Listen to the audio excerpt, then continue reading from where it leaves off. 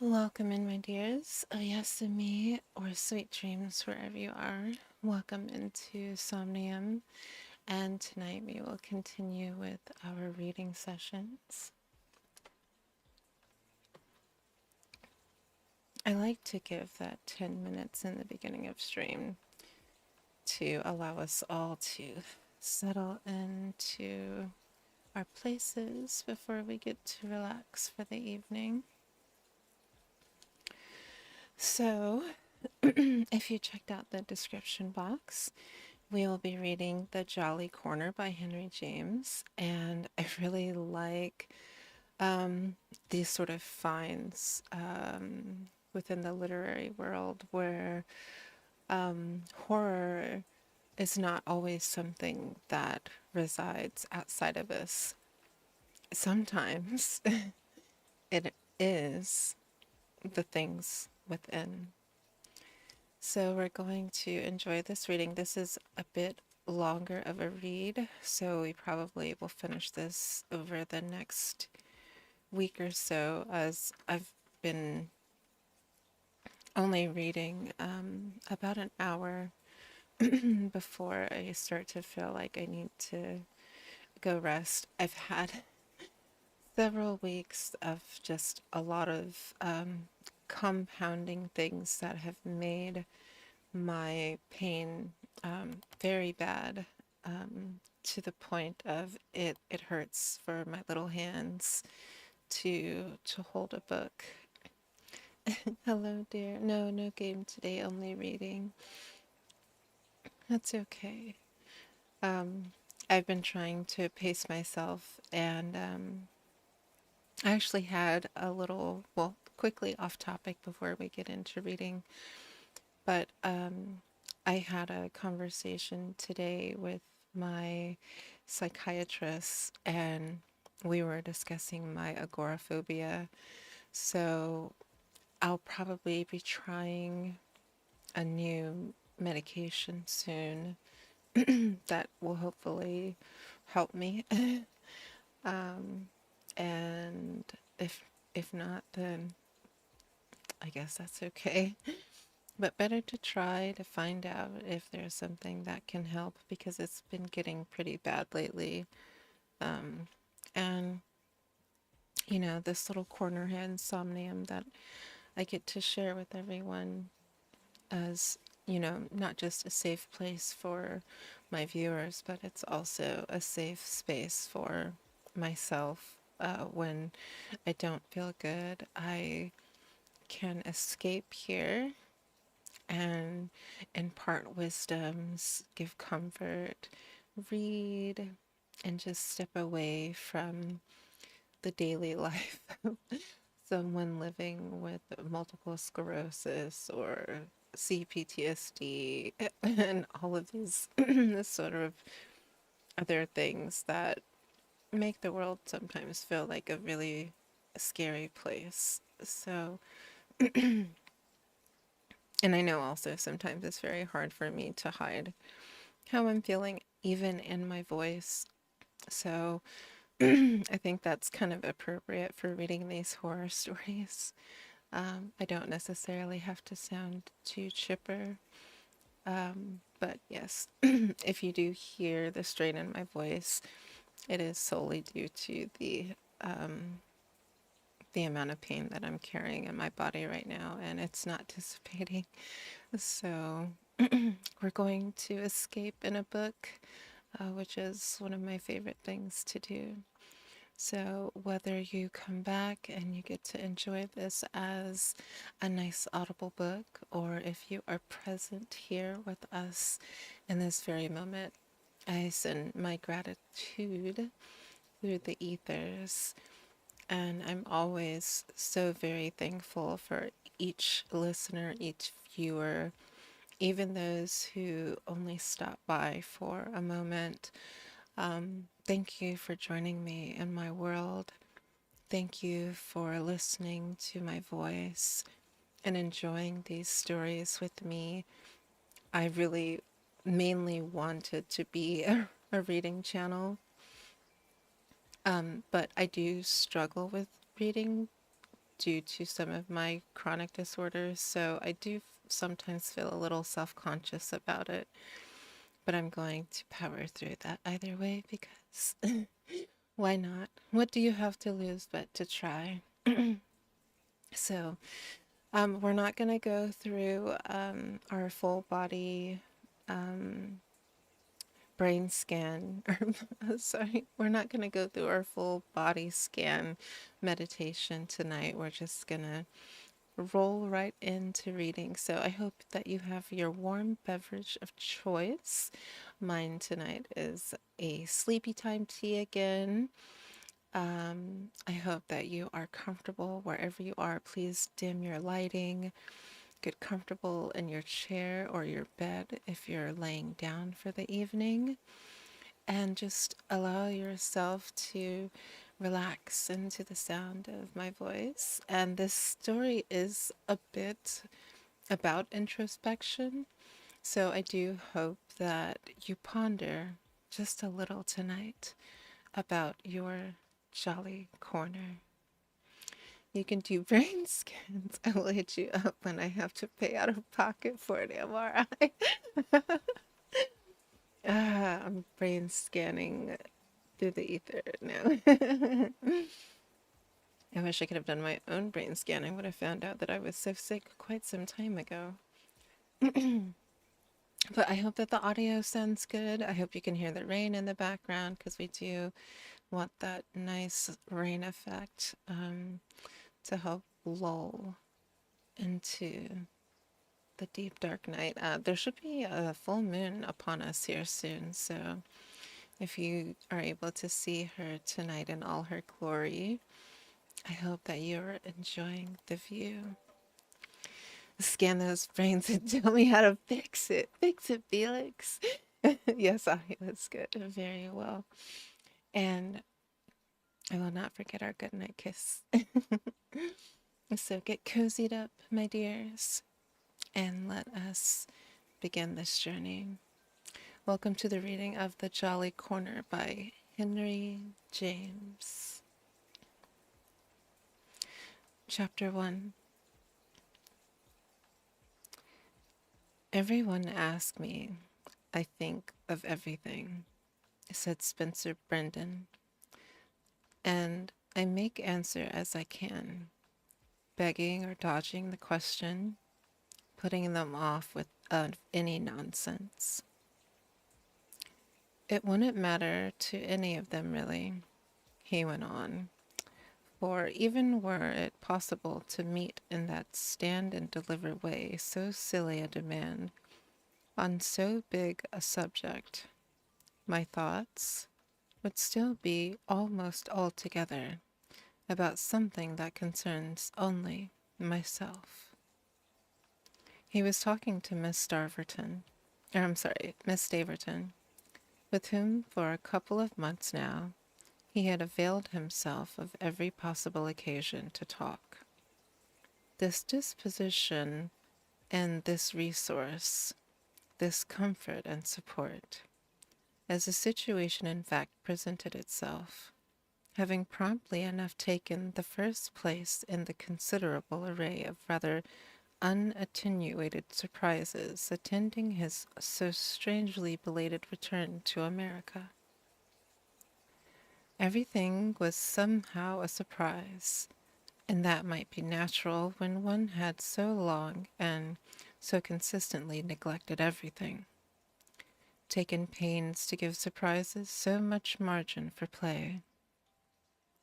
He had given them more than 30 years, 33 to be exact, and they now seemed to him to have organized their performance quite on the scale of that license.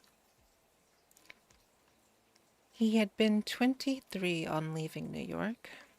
He was 56 today, unless indeed he were to reckon as he had sometimes, since his repatriation, found himself feeling, in which case he would have lived longer than is often allotted to men. It would have taken a century, he repeatedly said to himself, and said also to Alice Staverton, it would it would have taken a longer absence and a more averted mind than those even of which he had been guilty, to pile up the differences, the newnesses, the queernesses, above all the bignesses, for the better or the worse, that at present assaulted his vision wherever he looked. The great fact all the while, however, had been the incalculable, since he had supposed himself, from decade to decade, to be allowing, and in the most liberal and intelligent matter, for brilliancy of change. He actually saw that he had allowed for nothing. He missed what he would have been sure of finding. He found what he would never have imagined.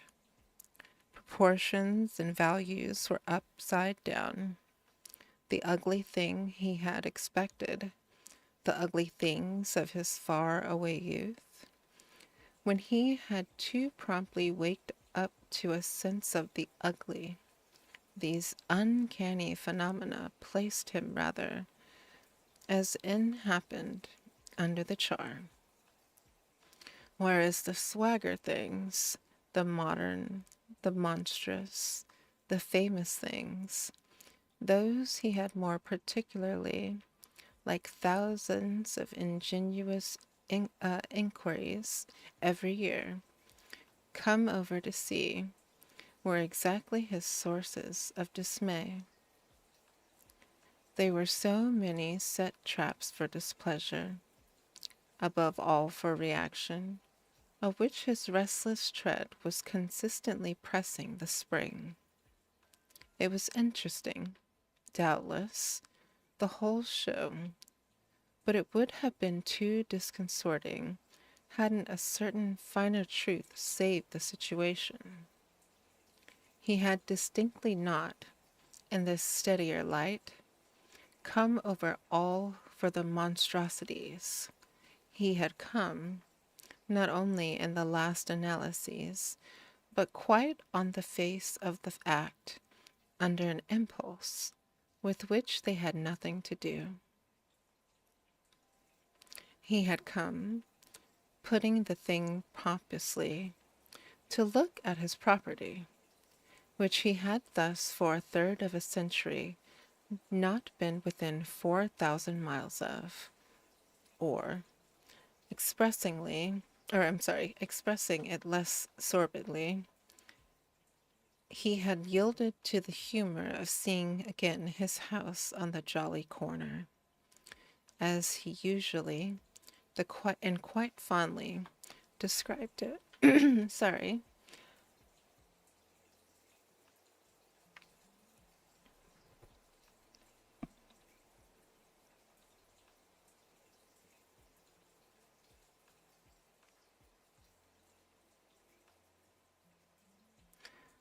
The one in which he had first seen the light, in which various members of his family had lived and had died, in which the holidays of his over-schooled boyhood had been passed, and the few social flowers of his chilled adolescence gathered, in which, alienated then for so long a period, had, through the successive deaths of his two brothers, and the termination of old arrangements, come wholly into his hands.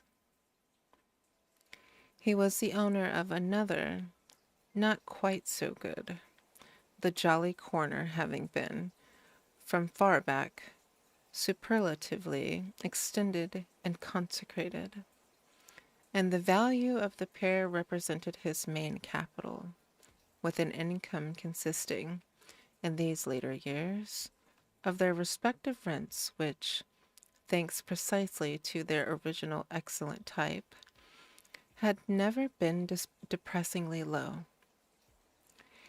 He could live in Europe, as he had been in the habit of living, on the product of these flourishing New York leases, and all the better sense, that of the second structure, the mere number in its long row, having within a 12-month fallen in, renovation at a high advance had proved beautifully possible. These were items of property indeed, but he had found himself since his arrival distinguishing more than ever between them. The house within the street, 2 bristling blocks westward, was already in course of reconstruction as a tall mass of flats. He had acceded, some time before, to overtures for this conversation, in which now, that is what going forward, sorry, now that it was going forward, it had been not the least of his astonishments to find himself able, on the spot, and though without a previous ounce of such experience, to participate with a certain intelligence, almost with a certain authority.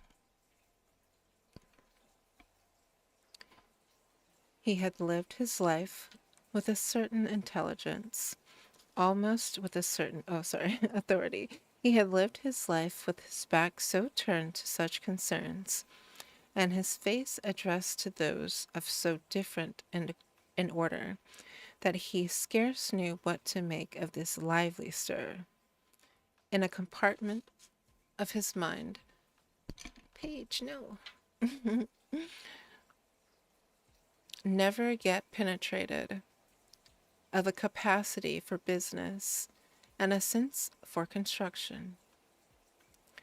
These virtues, so common all around him now, had been dormant in his own organism, where it might be said of them, perhaps, that they had slept the sleep of the just. At present, in the splendid autumn weather, the autumn at least was a blood boon, or I'm sorry, the autumn at least was a pure boon in the terrible place. He loafed about his work undeterred, secretly agitated, not in the least minding that the whole proposition, as they said, was vulgar and sordid. Then, oh, and ready to climb ladders, to walk the plank, to handle materials and look wise about them, to ask questions, in fine, and challenge explanations and really go into figures. It amused, it verily quite charmed him, and by the same stroke it amused, and even more, Alice Saverton, though perhaps charming her perceptibly less.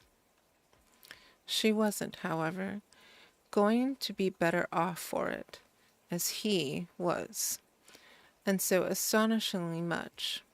Nothing was now likely, he knew, ever to make her better off than she found herself, in the afternoon of life, as the delicately frugal possessor and the tenant of the small house in Irving Place, to which she had subtly managed to cling through her almost unbroken New York career.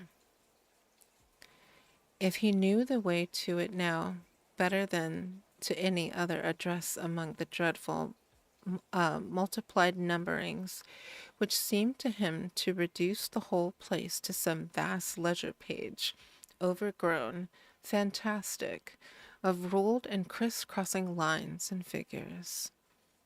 If he had formed, for his consolation, the habit, it was really not a little because of the charm of his having encountered and recognized, in the vast wilderness of the whole cell, breaking through the mere gross generalization of wealth and force and success, a small still scene where the items and shades, all delicate things, kept the sharpness of the notes of a high voice perfectly trained, and where economy hung about like the scent of a garden.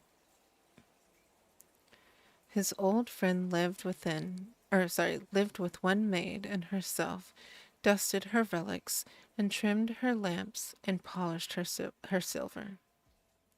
She stood off in the awful Martin crush, where she could, but she sallied forth and did battle when the challenge was really to spirit, the spirit she after all confessed to, proudly and a little shyly, as to that of the better time, that of their common, their quite far away and antediluvian social period and order. She made use of street cars when need be, the terrible things that people scrambled for as the panic-stricken at sea scramble for the boats. She affronted, inscrutably, under stress, all the public concessions and ordeals, and yet, with that slim mystifying grace of her appearance, which defied you to say if she were a fair young woman who looked older, older through trouble, or a fine, smooth older one who looked young through successful indifference, with her precious reference, above all, to memories and histories in which he could enter. She was an exquisite for him as some pale pressed flower, a rarity to begin with, and, failing other sweetness, she was a sufficient reward of his efforts. They had communities of knowledge, their knowledge. This discriminating possessive was always on her lips. Of presences of the other age, presences all overlaid, in his case, by the experience of a man and the freedom of a wanderer, overlaid by pleasure, by infidelity, by passages of life that were strange and dim to her, just by Europe in short, but still unobscured, still exposed and cherished, under that pious visitation of the spirit from which she had never been diverted. She had come with him one day to see how his apartment house was rising. He had helped her over gaps and explained to her plans, and while they were there, had happened to have, before her, a brief but lively discussion with the man in charge, the representative of the building firm that had undertaken his work. He had found himself quite standing up to this personage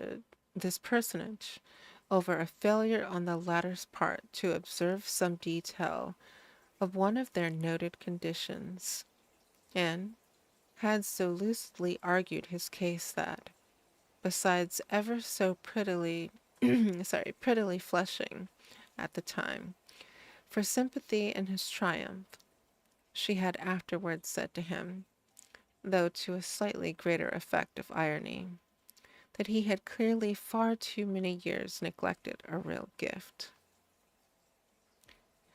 If he had but stayed at home, he would have anticipated the inventor of the skyscraper. If he had but stayed at home, he would have discovered his genius in time really to start some new variety of awful architectural hair and run it till it burrowed into a gold mine. He was to remember these words while the weeks elapsed, for the small silver ring they had sound over the queerest and deepest of his own lately most distinguished and most muffled vibrations. It had begun to be present to him after the first fortnight. It had broken out with the oddest abruptness, this particular wanton wonderment. It met him there, and this was the image under which he himself judged the matter, or at least, not a little, thrilled and flushed with it. very much as he might have been met by some strange figure, some unexpected occupant, at a turn of one of the dim passages of an empty house.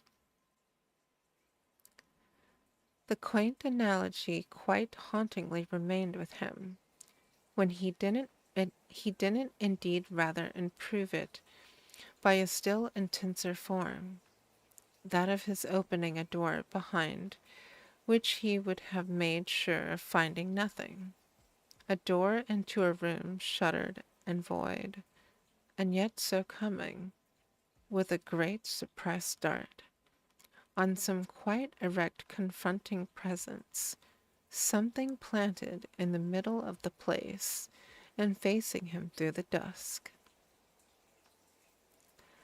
After that visit to the house in the construction, he walked with his companion to see the other, and always so much the better one, which in the eastward direction formed one of the corners, the jolly one precisely, of the street now so generally dishonored and disfigured in its westward reaches, and of the comparatively conservative avenue. The avenue still had pretensions, as Miss Staverton said, to decency. The old people had mostly gone, the old names were unknown, and here and there an old association seemed to stray, all vaguely, like some very aged person, out too late, whom you might meet and feel the impulse to watch or follow, in kindness, for safe restoration to shelter. They went in together, our friends, he admitted himself with his key.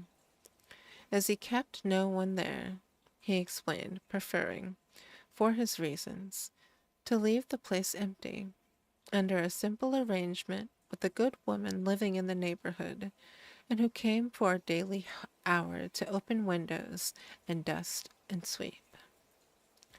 Spencer Brandon had his reasons, and was growingly aware of them.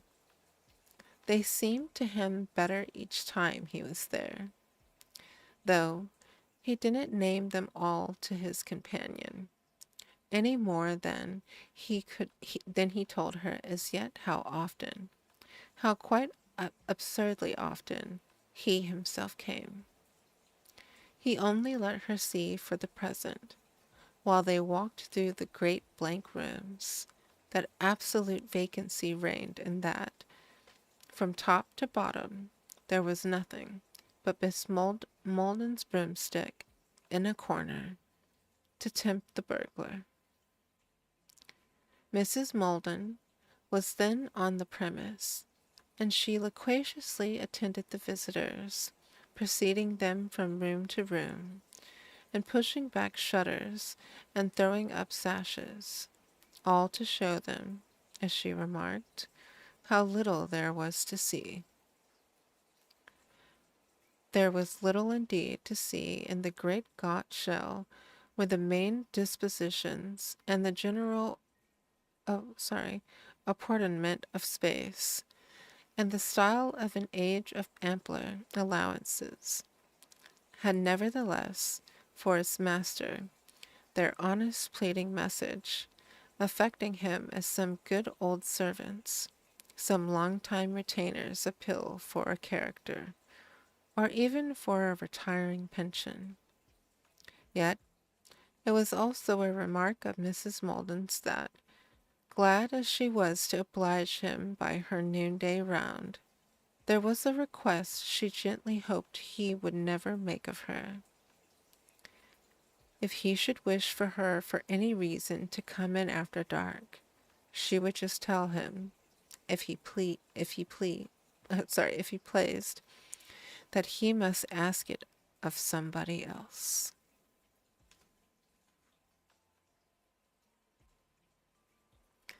The fact that there was nothing to see didn't militate for the worthy woman against what one might see, and she put it frankly to Miss Staverton, that no lady could be expected to like, could she? Crapping up to crapping up to Tim top stories in the avail hours. The gas and the electric light were off the house, and she fairly evoked a gruesome vision of her march through the great gray rooms, so many of them as they were too, with her glimmering taper. Miss Staverton met her honest glare with a smile and the profession that she herself certainly would recoil from such an adventure.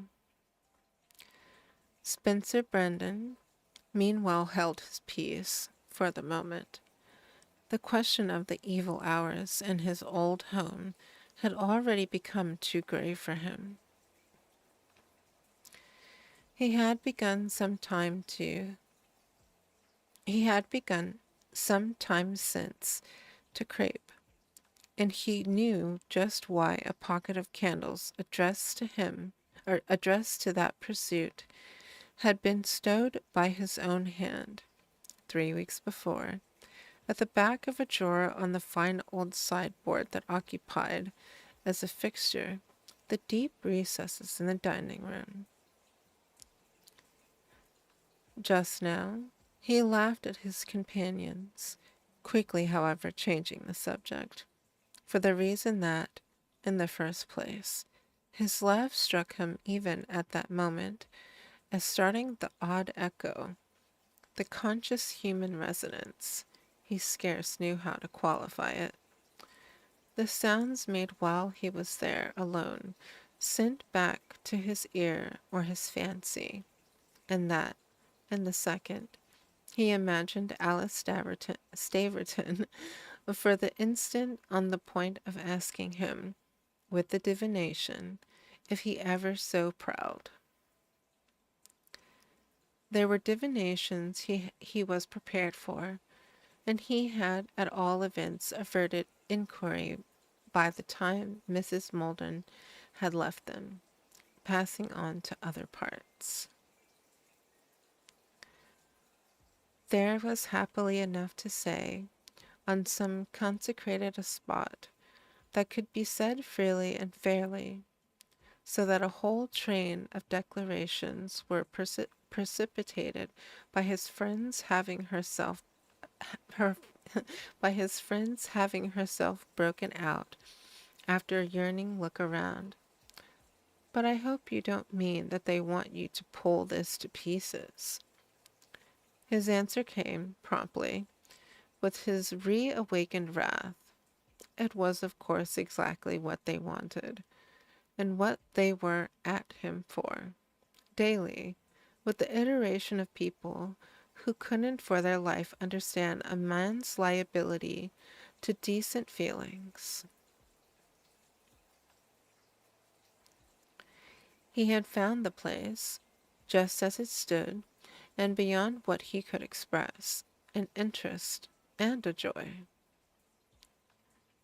There were values other than the beastly rent values, and short. But it was thus Miss Staverton took him up. In short, you're to make so a good thing for your skyscraper that, living in luxury on those ill-gotten gains, you can afford for a while to be sentimental here. Her smile had for him, with the words, the peculiar mild irony with which he found her half-talks suffused, an irony without bitterness, and that came exactly from her having so much imagination, not like the cheap sarcasm with which one heard most people about the world of society bid for the reputation of cleverness, from nobody's really having any. It was agreeable to him at this very moment to be sure that when he had answered, after a brief demur, "Well, yes," So precisely, you may put it. Her imagination would still do him justice. He explained that even if never a dollar were to come to him from the other house, he would nevertheless cherish this one, and he dwelt further, while they lingered and wondered, on the fact of the stumpification he was already exciting, the positive mystification he felt himself create.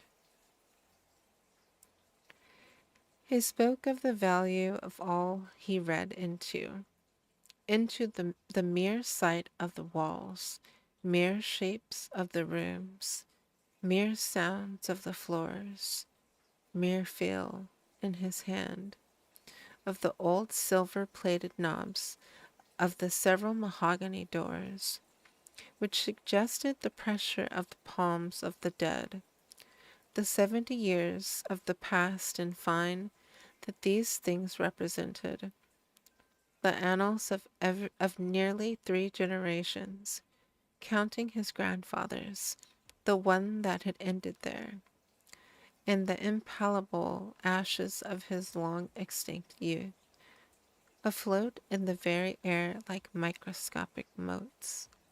Motes. She listened to everything. She was a woman who answered intimately, but who utterly didn't chatter. She scattered abroad, therefore, no cloud of words. She could assent. She could agree. Above all, she could encourage, without doing that. Only at the last, only at the last she went a little further than he had done himself. And then how do you know? You may still, after all, want to live here. And rather indeed pulled him up, for it wasn't what he had been thinking, at least in her sense of the word. You mean I may decide to stay on for the sake of it? Well, with such a home.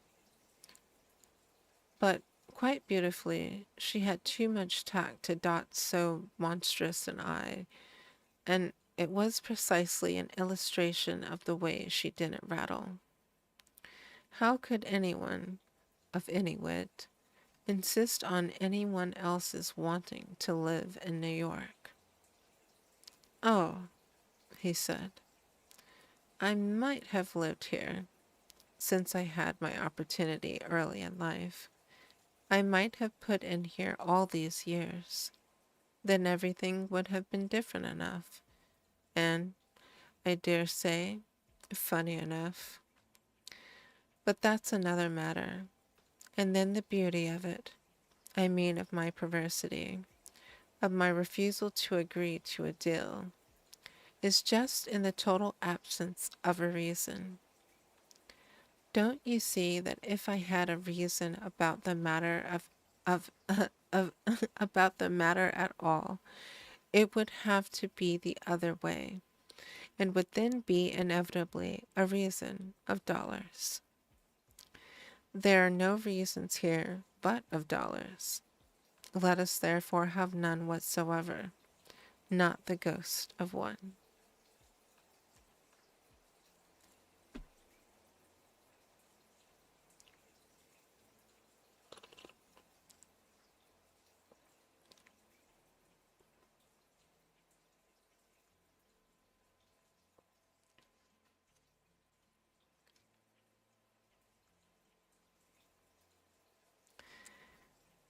They were back in the hall then for departure, but from where they stood, the vista was large, through an open door, into the great square main saloon, with its almost antique felicity of brave spaces between windows. Her eyes came back from that reach, and met his own at moment. Are you very sure the ghost of one doesn't much rather serve? He had a positive sense of turning pale, but it was as near as they were then to come. For he made answer, he believed, between a glare and a grin. Oh, ghost! Of course the place must swarm with them. I should be ashamed of it if it didn't. Poor Miss Molden's right, and it's why I haven't asked her to do more than look in. Miss Staverton's gaze again lost itself, and things she didn't utter, it was clear, came and went in her mind. She might even, for the minute, off there in the fine room, have imagined some element dimly gathering, simplified like the death mask of a handsome face.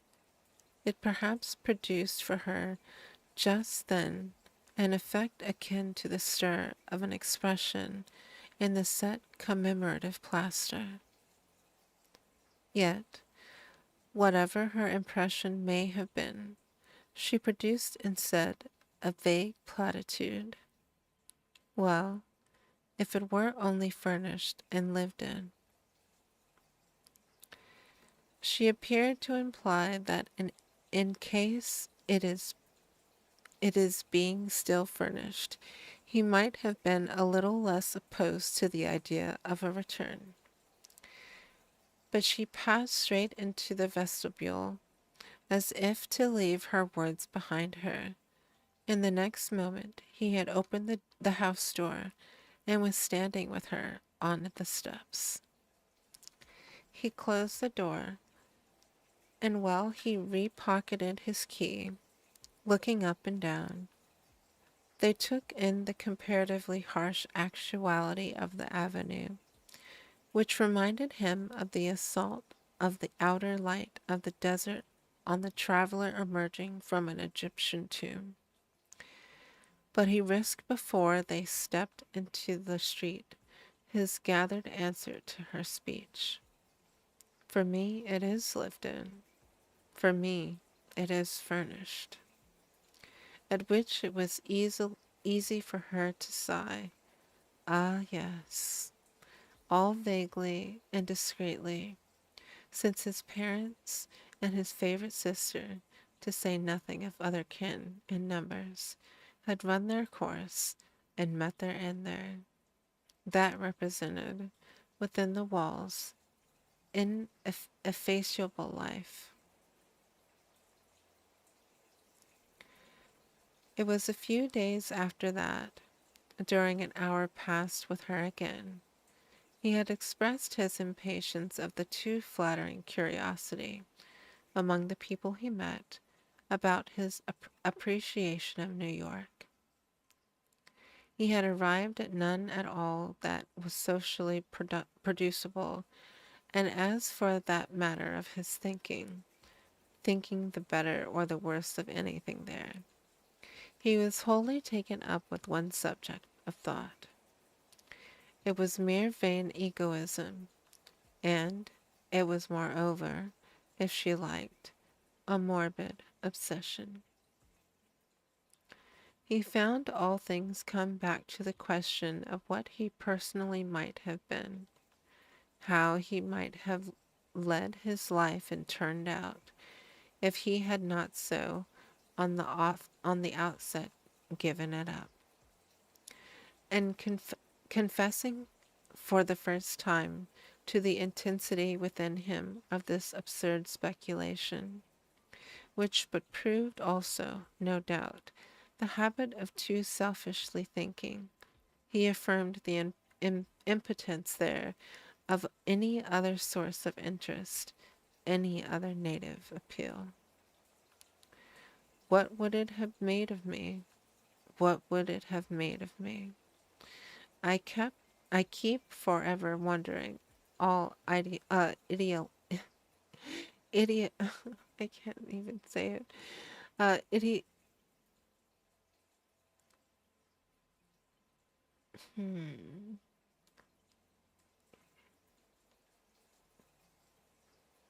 idiotically, there we go, I'm getting tired, as if I could possibly now. I see what it has made of dozens of others, those I met, and it positively aches within me, to the point of exasperation, that it would have made something of me as well.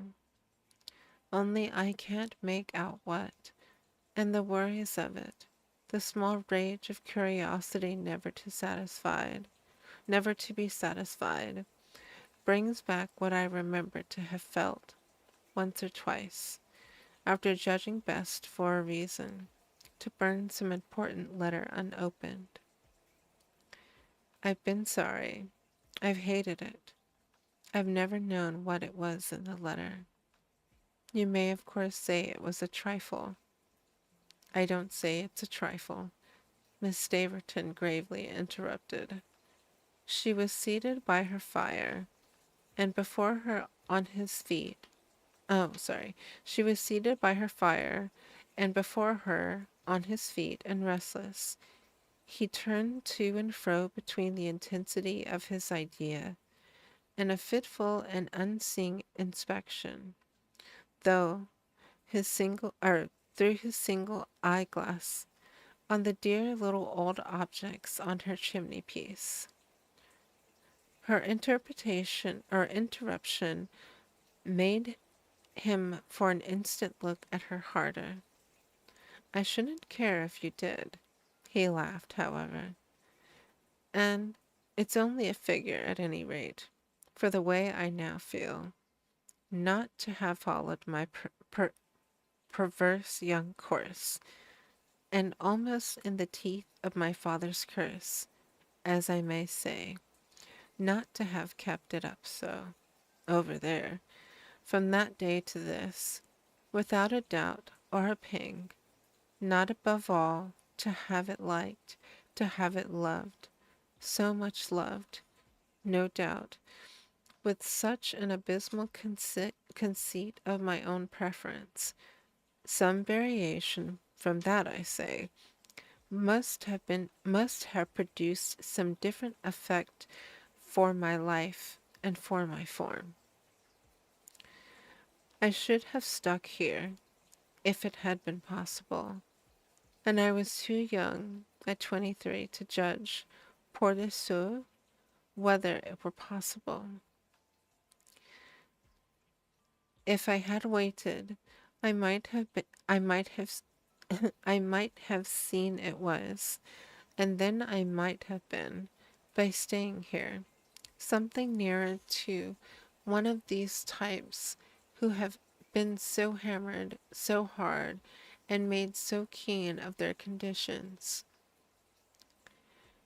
It isn't that I admire them so much. The question of any charm in them, or of any charm beyond that of the rank money passion exerted by their condition for them, has nothing to do with the matter. It's only a question of what fantastic, yet perfectly possible development of my own nature I mayn't have missed. It comes over me that I held then a strange alter ego deep down somewhere within me, as the full-blown flower is in the small tight bud, and that I just took the course, I just transferred him to the climate that blighted him for once and forever. All right, my dears, that is our hour reminder, and I am going to listen to my little body that says that she is quite ready to go rest. I need to find later books. But I appreciate you all so much. Oyasumi and sweet dreams. And you did really good making it to Friday. I'm very proud of you. So finish out the week, and I will see you next Tuesday. And I hope that you are safe and cozy wherever you are in the world. Good night, my dears.